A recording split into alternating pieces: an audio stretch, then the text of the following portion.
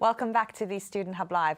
In this session, we focus on memory and exams. And our big question is, what can psychology tell us that's going to be really helpful in exams? So Heather Fields has come to talk to us about this today. Welcome, Heather. Yeah. You're a psychology lecturer at the Open University and you're a tutor here as well, so that's grand. You must know an awful lot about memory. So what are the key things that really matter here? And what can we tell students, in particular non-psychology students, about what we know about memory that might be helpful to them when they're feeling a little bit anxious right now? Okay, well, we know an awful lot about memory, almost too much actually, but there's a few key things that stand out for us psychologists. We found out through experiments that basically we've got two types of memory, short and long term. Short doesn't last very long, and there's not much room in it, so it seems like you can't keep a lot there. And then we've got long-term memory, which is the one that we're really interested in when it comes to exams, and that's got a huge capacity. And potentially lasts for a very, very long time. So that's the one we're interested in today. One of the other things we know is that we can split memory another way, which is into declarative, which we often call knowing what, so knowing facts and things like that, and procedural, which is about knowing how to do something, so like knowing how to ride a bike, knowing how to swim. And declarative is, something you kind of have to think about. It's conscious, and again, what you often need for exams. Procedural is much more automatic, and you don't have to really think about it. You just do it. So once you've learnt to ride a bike or swim, you carry on doing it without having to think too much about it. So our students going into exams are having to do a lot of things then, because they've got things either in short-term memory if they've just been cramming it in just before the exam, or perhaps longer-term memory when perhaps they've learnt it a little bit longer, and then they're also doing things like maybe writing an essay or critically evaluating or doing things that they'll have learnt to do in the module, but they're also going to be using facts and information. So all of these things, are they then competing to some extent? Well, I mean, short-term memory and cramming at the last minute, I don't know, I think perhaps the Robs might have said something about that. That's not going to be terribly useful usually. It might be handy in a few ways, but on the whole it's not the thing you really want to be doing. It's long-term memory that you're going to be relying on very much. And also, if you've practiced quite a lot, hopefully some of what you've got to do will be fairly automatic, so you're not going to have to really think about it so much. So that will be a bit like hopefully like riding a bike, but it'll come a bit more automatically to you. And you sort of mentioned the time, Heather, and I'm hoping that you're going to say that there's still time to do the long-term memory thing when students have exams. Yeah. So that's good. Right, let's see what everyone's worried about at home. So we've asked you lots of things in this session. We've asked you what you're worried about. Exams are good because that might take a little bit of time, but do fill in 3 words. If you can't think of 3, by the way, you can just put 1 or 2 in, but put a full stop in, because unless there are 3 things in there, your results won't submit. Right now, you're worried about knowing what to remember, worried about not remembering, confident you can recall, or hang on, did someone mention chocolate? Memory strategies and routes to recall as well. Let us know what you think. But right now, let's have a look at what people are worried about, which are things like failing is the key word here, not being able to remember, being concise, material, blanking, time management, putting in enough data, answering the question, a valid worry, the right marking, stressing out, forgetting information, dates in a case, misreading the question, being overwhelmed, blanking, giving examples. Noisy exam students, yeah, for sure. So there's lots and lots of anxieties and worries around things. A lot of these very, very valid areas for concern. So how might we sort of work with some of those? Well, one of the other important things we know is that there's 3 stages to memory. There's an encoding stage, which means putting stuff in there. Yes. And then there's storage, where it stays there, you hope. And then there's retrieval, which means remembering, getting things out of memory. So obviously they're all important now. And there's lots of things we can do to make the first stage, the encoding stage, much more efficient, so that we'll have a better chance of retrieving later on. And I think so. Our pointless Peter was talking about how he was just reading the books, and that we agreed was not a great strategy. But it's that level, that's when the encoding happens, is it's getting the information in, isn't it? And then of course it's the remembering it and getting it out again that matters. So what techniques might we then use for helping with that encoding? We've heard some of them earlier, that students have been talking about mnemonics and mind maps and various sort of symbols and signs and things. What does psychology know about how we might use those techniques? Okay, well, thinking about the encoding stage, one thing we know is that for short-term memory, the one that doesn't last very long and hasn't got very much space in it, it's a different kind of encoding. So some of the things we do to remember are not really going to make things stick very long in your memory. So for example, if I was to look at, say, a few sort of slightly random items here, I don't know if you can see those. Okay. So we've got a duck, yeah, an orange, a toothbrush, comb, harmonica, is it? And cups, and number. Yeah. So let's see. Okay. Okay, so say... You're not going to test me on this, Heather, are you? 'Cause well, I'm a bit I stressed might right do. now. Okay, so they're all going away. I need a T-shirt. And there was also a number. There was a number okay. too. Okay, they've gone. Okay, so that was short-term memory, and they might all still be in your short-term memory. I don't know. You might be able to recall one or two of those things, because short-term memory is encoded mainly by visual images and sound. So you might have named all those things and kind of rehearsed the names and gone, oh, you know, orange, comb. And you might be able to keep that in your memory for a short while, but it won't be very long. So that's a bit kind of like just reading through something and not really thinking about it very much. But yet when you look at it, it feels very real. And I think this is one of the things with students when they're reading the text, is that makes sense. Yeah. You know, it does. And you Yeah. can close it and think, yes, I know that. Yeah. But then when you go back and think, oh, what was that about? It can sometimes not be as clear as you thought it was. Right, no, that's right. And that's because long-term memory is encoded by meaning. Meaning is really important. If you want to remember something for a long time, you need to try and give it some meaning. So you're not going to just remember the way something looks or the way something sounds or its name. So if we come back to these items here, I don't know, you could find that the first thing you need to do is you need to try and think of ways of giving them meaning by perhaps organising them or elaborating, which means trying to link them to things you already know. So, okay, so say this is something you want to learn. How could you start organising something like that in your memory? Well, you might think, well, actually, there's 3 items that are blue. So you're already kind of putting them in categories. Or you might say, okay, there's a toothbrush and there's a comb. And they're both things that you use for personal grooming. So that might already help you, because later on when you have to remember them, you might think, hang on, I think there were some blue things. And that's a kind of cue to help you. Or you might think there were things you use in the morning, you know, when you get ready. What would that be? Maybe, you know, toothbrush, comb, brush. Okay, so these are ways of adding meaning to what you want to keep in your memory for a long time. Brilliant. Now, I'd like to let you know what everyone at home has been talking about. So, we asked people about how they were feeling right now. And we said, right now, how are you feeling? And most people said that they're worried about not remembering. Okay, so that was the thing that came up most key. We also asked about people's memory strategies. And let's have a look at what they had to say about this. So their memory strategy is mainly doing exams and practicing questions, which is coming up key there at 41%. Writing lots of notes is in second place. Drawing mind maps and then symbols and mnemonics. Highlighting the book, thank goodness we've all sort of hopefully said we're not going to be doing that like Pointless Pete was doing. We also asked about route to recall.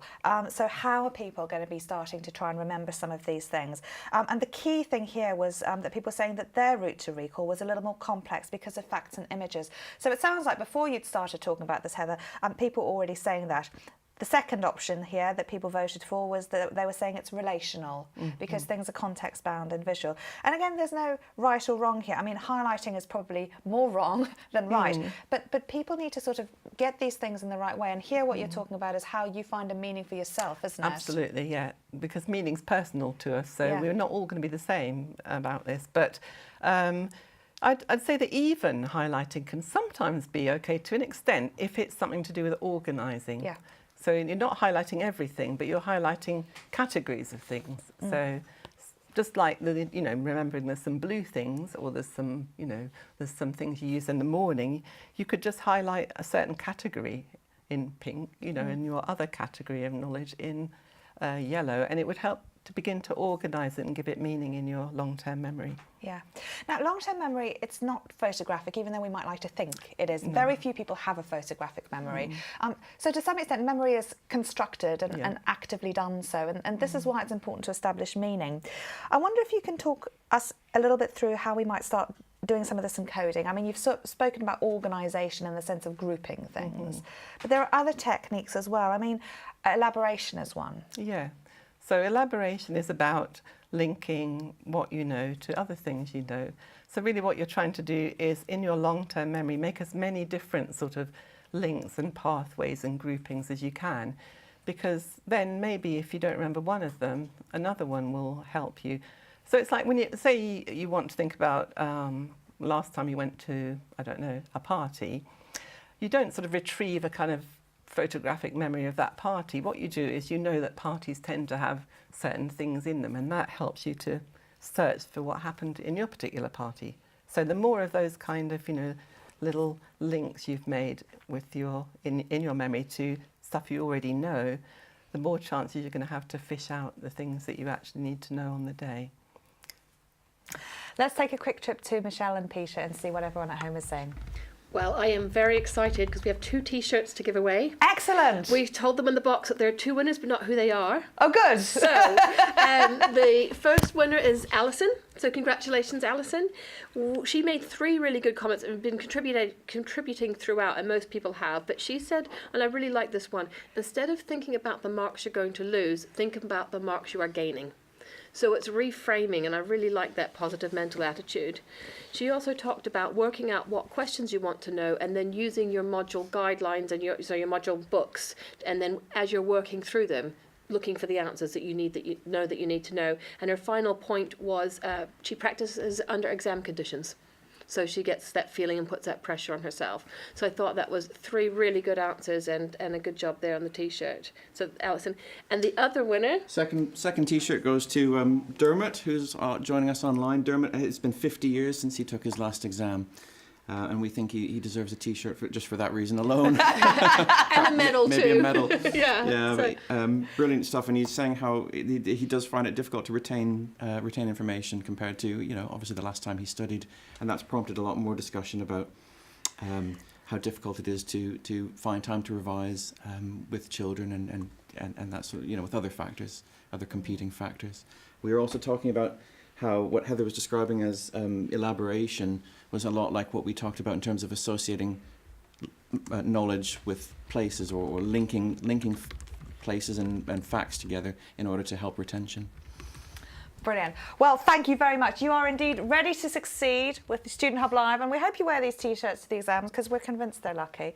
But if you don't have one, it's all about the studying at the end of the day anyway. Right, Heather, we've got some things that you've given me to talk about in advance and some really, really good techniques. I'd like to quickly whiz through these. You've talked about practice and sort of trying to get things in and out, and there are some ideas here that you've given us. So things like acronyms, how do they work?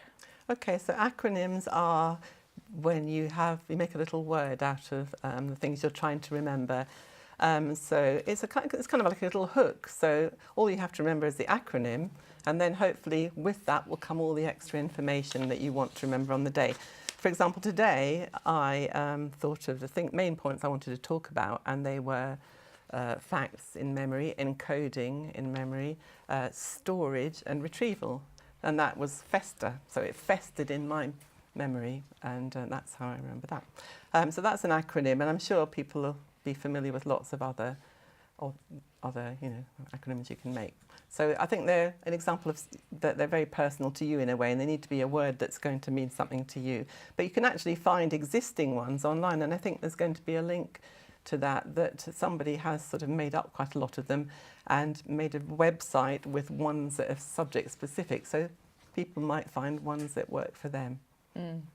My daughter has a lovely one for because, which I never had. I always used to have Betty eats cakes and uses soft eggs, and hers says big elephants always understand small elephants, which I think is a lovely way of remembering how to spell because, which incidentally I always get wrong. Yeah. Okay, what about acrostic techniques?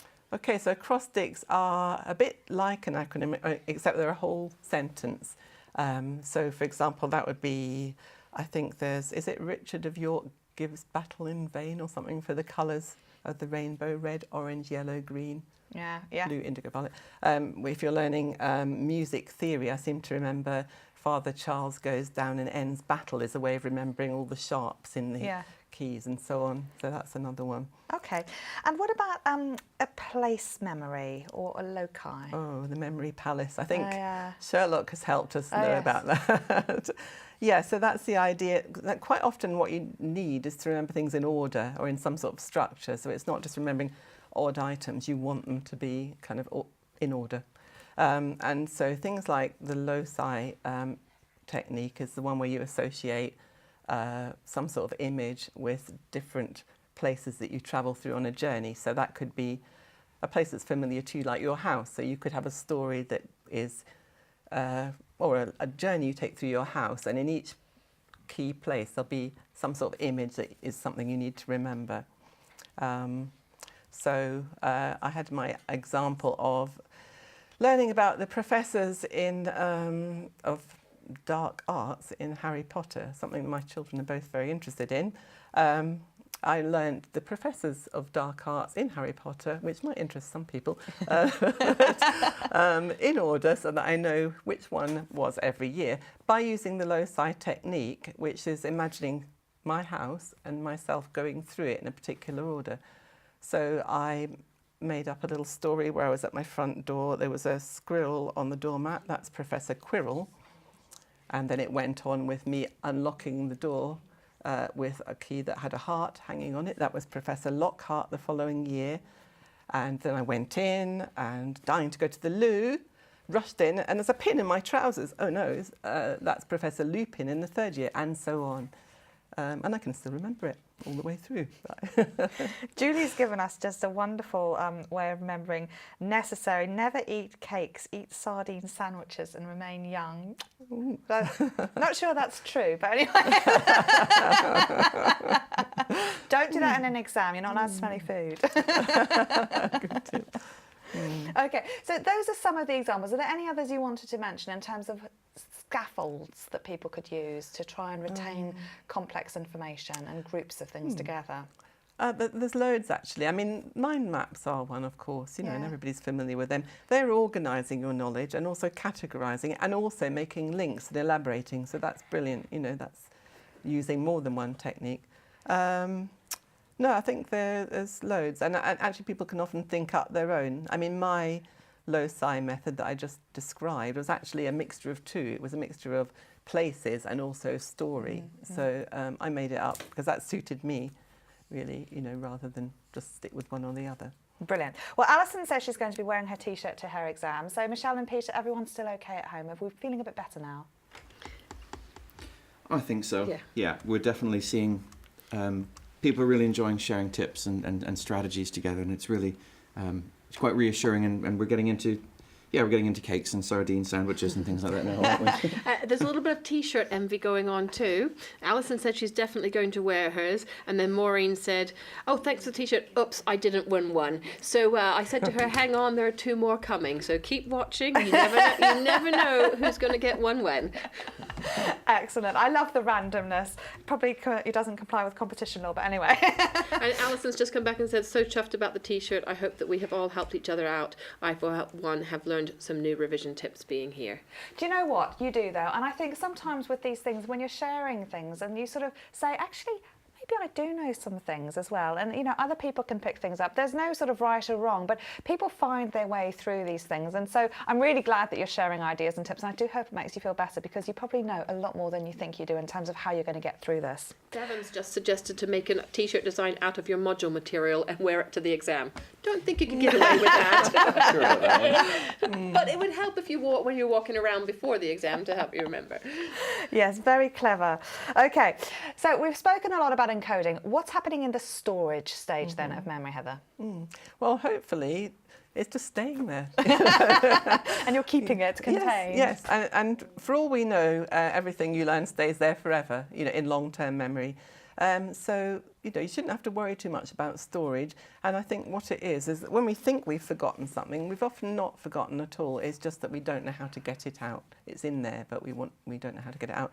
So that's why the more things you can do that just make little links, you know, little organising and practising, the more likely it is you're going to get it out. Yeah. It's probably in there. It's getting it out that matters.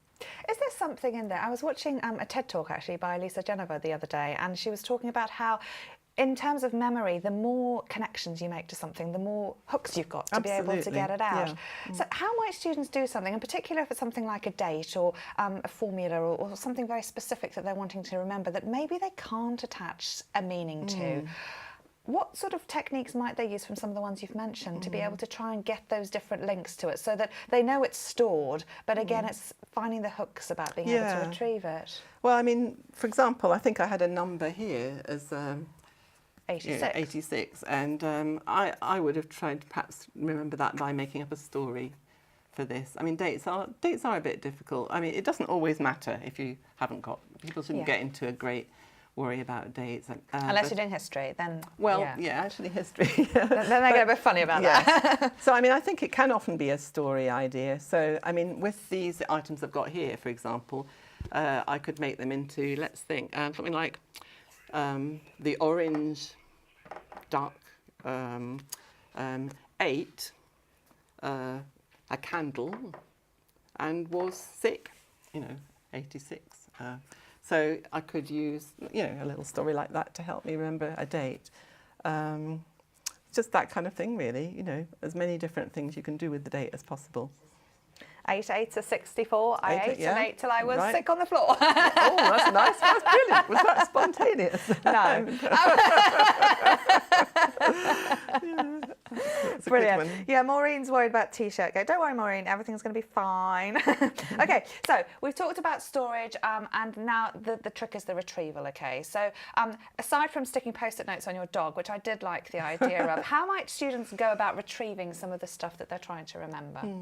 Well, for years I marked exams in cognitive psychology, and I did notice that a lot of people who, that did write down their little mnemonic, or they wrote down right away, I think, when they came in, often their letters, and well, after they've read the question, of course, their letters or their sentence. And often they don't remember the whole thing. It doesn't really matter. Often they just remember a bit of it. They've got their letters and they've only remembered a couple of the things they wanted to, but those couple of things are quite likely going to trigger the other things eventually, because you've sort of grouped, say my story is all grouped together, and I might not remember my whole story. I might remember the squirrel on the doorstep and then not remember what happened next. But if you just get down what you can remember, the other things are going to be working away in there, hopefully, and the links and the connections are there, and they're going to be bringing the other stuff back, maybe not immediately, but after a while. Yeah. At our Student Hub Live session in Adobe Connect the other night, we were talking about how you might want to go in to an exam and sort of really try and plan each question and then sort of maybe write one you were quite confident with, because of course the thing with retrieval is that it doesn't all happen instantaneously at once on demand, and often you start writing and then all of a sudden things pop in when you're not thinking about them, and you can then go and add them to the other plans that maybe you'd written that you're going to join up later. Yeah, people definitely do that, and I've often seen people just write the initial letter of somebody's name, famous psychologist P, and then later on they've come in and written it, or maybe they haven't remembered, but it's not the end of the world if they didn't. But it's a little cue that they put down, and then maybe when it recurs to them later, they come back and they fill it in, and that's fine. Brilliant. So how might students then start thinking about fishing out cues? Have you got any examples that we might start to end on? Fishing out cues? Yeah, but with retrieval. Well, I think it would normally be just sort of thinking about how you've categorised it. Think back to what it looked like perhaps when you were your page of notes, how it was highlighted, the bullet points you might have used, maybe the little story you've made up. Work through those different things. Jot down what you can remember. Those are cues that are going to help retrieve all the other bits, and then I think it'll be fine, really. Brilliant. And I guess the other thing as well is that exams are so different from EMAs, aren't they? Or prepared work, in the sense that you can often only cover, 5 or 6 things in an exam question because you're time limited. So it's really about focusing on those right things and making those apply to the question instead of having to feel like you've got to remember and regurgitate, maybe like a whole TMA. I mean, I couldn't remember what my last assignment included because I was so close to it at the time. And so it's difficult to sort of take a step back, and they are very different conditions. I'm sure you found that when you were marking them, they were a very different experience reading compared to reading your students' TMAs. Yes, they are. But I think the other good thing about learning and encoding by organising and by elaborating is that you are encoding that meaning there. And that means that when you come to retrieve it, you're not just retrieving lots of surface information that doesn't really matter. Hopefully you're retrieving the gist and the important things, and that's, you know, that's what to focus on. So the way you organise and elaborate to encode is going to help you to be able to recall it in a kind of meaningful, structured way, rather than just loads and loads and loads of information. Absolutely. Right, Michelle and Peter, how's everything at home? We've had from Jane saying, read essential, valid, informative sentences exactly, which sounds like good advice, and it spells revise. Ah, very good. So that's well a done. really good one. And Peter actually gave some good advice and examples about telling stories. And so I'd like to tell a story about Maureen, if she doesn't mind. And I've written this little story that Maureen attended a Student Hub Live event, met other students, got excellent exam techniques, and is better prepared for her exam than ever. The end. Yes. Maureen's story was not so good. No, it's Once upon a time, Maureen had an exam. She forgot everything. The end. Oh, Maureen, come on now. It's all about reframing. It comes down to Alison's point about thinking about the points you are gaining, not the points you are losing. Yeah. Rewrite your story, Maureen. I think Michelle's is much better and probably more accurate. So have faith in yourself. And we'll see later in the session with Duncan about how actually doubting yourself and those sort of responses with stress can actually be quite negative as well. Right. Let's end then, Heather, with this PQRST technique, which doesn't spell anything sensible. How did you remember what that is and what is it? Well, I'm not sure I will remember now. Don't worry, I've got it written down. Okay. Okay, it's a mnemonic, even though it's not actually a word. It's easy to remember because it's kind of a sequence we're all familiar with. And it's really a way of applying these same principles of organisation, elaboration and practice when you're approaching all the work that you've got to kind of revise and take in. So, Okay, so we've got 2 minutes to go through this really quickly. The first one is preview. Yeah, preview. So the idea is then looking at all the great load of stuff you've got to do, but already seeing how it's structured, noticing headings and summaries rather than ploughing through it. So it's beginning to have a structure and a meaningful organisation already. Okay, then is question. Question yourself, instead of just reading it in a kind of passive way, say, right, so what's the definition of this? Or what does this mean? Or what does this belong with? So that's elaborating and organising it again. Okay, then we've got the R, read, in the middle. Read. When you're reading, obviously read, but read in a meaningful sort of way, thinking about what you're reading, not just reading it and thinking about something else altogether at the same time. Okay, say it to yourself.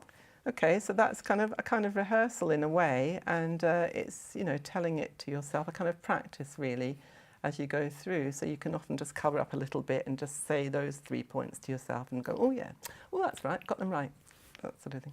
Brilliant. And then finally, test yourself. That's all about recall, isn't it? Yeah, so this is like saying it to yourself is a little bit of a kind of test thing, but testing is having big areas of it and thinking, right, what do I remember about this whole section? I think people do this, people know to do this, but it's all actively engaging with what you're learning, and it's all about making meaning and organising it in your head, so you're going to have lots of little links later on. Brilliant. Heather, we've covered everything about memory, but I do have to ask you, as a psychologist, is Maureen better off having faith in herself? Will she perform better if she's got a positive outlook on this exam? I think we all know the answer to that. Okay, Heather, thank you so much for joining us today, and I hope you found that session interesting. We are going to have a quick video break, and we're going to look at a video about revising for exams, very appropriately. And then Duncan Bax is here to talk to us about stress responses. So join us for that next session when I'll see you in about 5 minutes.